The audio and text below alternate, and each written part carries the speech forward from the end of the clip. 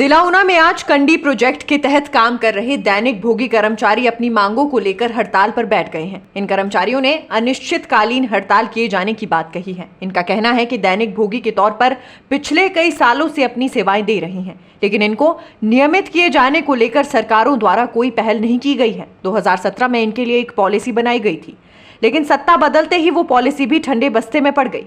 आज पॉलिसी बने 5 साल होने को है, लेकिन इस पॉलिसी को अभी तक लागू नहीं किया गया है। इनकी माने तो कुछ ऐसे भी कर्मचारी हैं जो रिटायरमेंट पर बैठे हैं और उनकी सैलरी प्रतिमाह 8,000 रुपए है। ऐसे में परिवार का पालन पोषण करना उनके लिए मुश्किल हो रहा है, इसीलिए वो मजबूर होकर अनिश्चितकालीन हड़ताल पर बैठे हैं। जब तक सरकार उनकी मांगों को नहीं मानती है, वो हड़ताल पर डटे रहेंगे। वहीं दैनिक भोगी कर्मचारियों द्वारा हड़ताल किए जाने को लेकर उनका हालचाल जानने कांग्रेस विधायक सतपाल रायजादा धरना स्थल पर पहुंचे।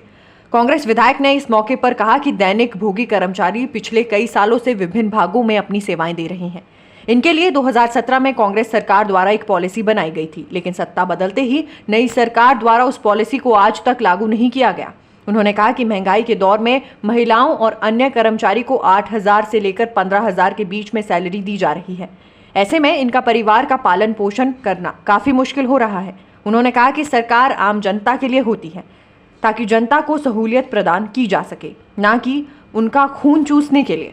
उन्होंने कहा कि सरकार की जन विरोधी नीतियों से प्रदेश की जनता परेशान है। प्रदेश की जनता में इसको लेकर आक्रोश है और प्रदेश की जनता इस आक्रोश का बदला वोट देकर निकालेगी। धरने पे बैठने का हमारा कारण है कि हम HPNRM सोसाइटी के अंतर्गत विभिन्न प्रोजेक्टों में पिछले 30 सालों से अपनी सेवाएं देते आ रहे हैं। तो हमारे लिए जो एक है पॉलिसी बनी थी 19 अप्रैल 2017, उसको आज दिन तक यानी कि 5-5.5 साल बीत जाने के बाद भी उसे आज दिन तक सरकार द्वारा लागू नहीं किया गया।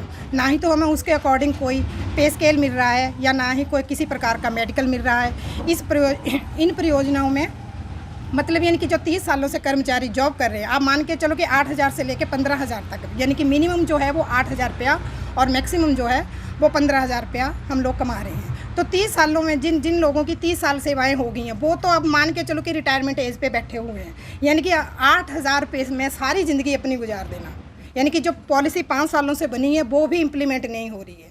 तो हम इसके लिए सरकार से और अपनी सोसाइटी से मतलब हड़ताल पे उनके अंतर्गत बैठे हुए हैं कि हमारी जो ये मांगें हैं वो पूरी की जाए अनिश्चितकालीन। जब तक सरकार द्वारा हमारी मांगें नहीं मानी जाती तब तक ये हड़ताल जारी रहेगी। ये कर्मचारी जो है कंडी प्रोजेक्ट के तहत इन्होंने अपना काम शुरू किया था। आज इनको बहुत सारे कर्मचारी तो ऐसे हैं जो 30 साल से इसमें काम कर रहे हैं और कुछ जो है 15 और कुछ को जो है 15 और 20 साल के करीब उनको टाइम हो गया है।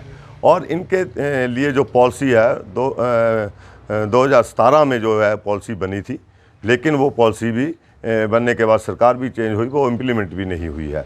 और इस दौरान कई लोग जो है वो काम भी छोड़ चुके हैं, क्योंकि इनको कंडी प्रोजेक्ट बंद होने के बाद अलग अलग प्रोजेक्टों में दूसरी डिस्ट्रिक्ट में जाके काम करना शुरू पड़ा, क्योंकि कुछ प्रोजेक्ट जो है वो सोलन में चले, कोई प्रोजेक्ट जो है डिस्ट्रिक्ट कांगड़ा में जाके चले।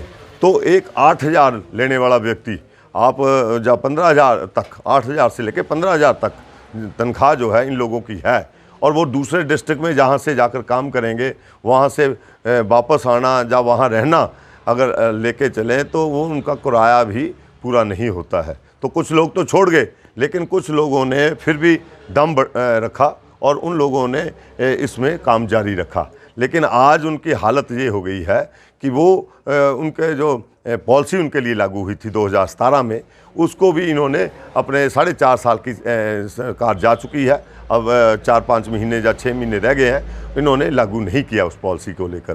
बार बार ये सरकार जो है बड़ी बड़ी बातें करती हैं, लेकिन जिस तरीके से मज़दूरों का शोषण कर रहा है, जिस तरीके से कर्मचारियों का शोषण हुआ है, जिस तरीके से ये बंधुआ मज़दूरों की तरह इनको डील किया जा रहा है इस सरकार द्वारा, मैं ये कहना चाहूँगा कि ये बात याद रखें सरकारें कि जो सरकारें होती हैं वो आम जनता मानस के लिए, उनके वेलफेयर के लिए होती हैं, ना कि जनता का खून चूसने के लिए सरकारें होती हैं। और ये डबल इंजन की सरकार की बातें करते हैं। प्रधानमंत्री आते हैं और सिर्फ शिमला आते हैं, धर्मशाला आने का उनका प्रोग्राम है। मैं कहूँगा कि प्रधानमंत्री दे करके आगे, वो तो एक तरह से छुट्टियां बताने आते हैं। जयराम जी कहते हैं हमने कुछ मांगना नहीं है, मोदी जी ने कुछ देना नहीं है, और जनता त्रस्त है और महंगाई से, बेरोजगारी से, और जो लीडर्स हैं वो घूमने फिरने में मस्त हैं। सरकार को अब रिजाइन दे देना चाहिए और जल्दी इलेक्शन करवा लेना चाहिए।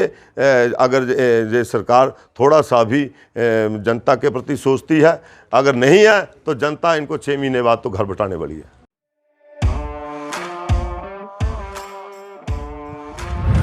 अब एंटरटेनमेंट के साथ साथ फिट रहना हो गया है और भी आसान।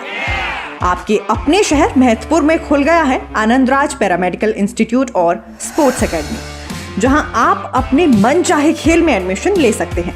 यहां पर badminton, table tennis, aerobics, yoga, dance, gym सभी उपलब्ध है। पैरामेडिकल इंस्टीट्यूट में आपको चिकित्सा विज्ञान का कौशल भी सिखाया जाएगा और एडमिशन के लिए उम्र की कोई सीमा भी नहीं। तो देर किस बात की है, आज ही पहुंचे Anandraj Malik paramedical institute and sports academy Mahatpur, या संपर्क करें 8544797498 या 9816067778 पर।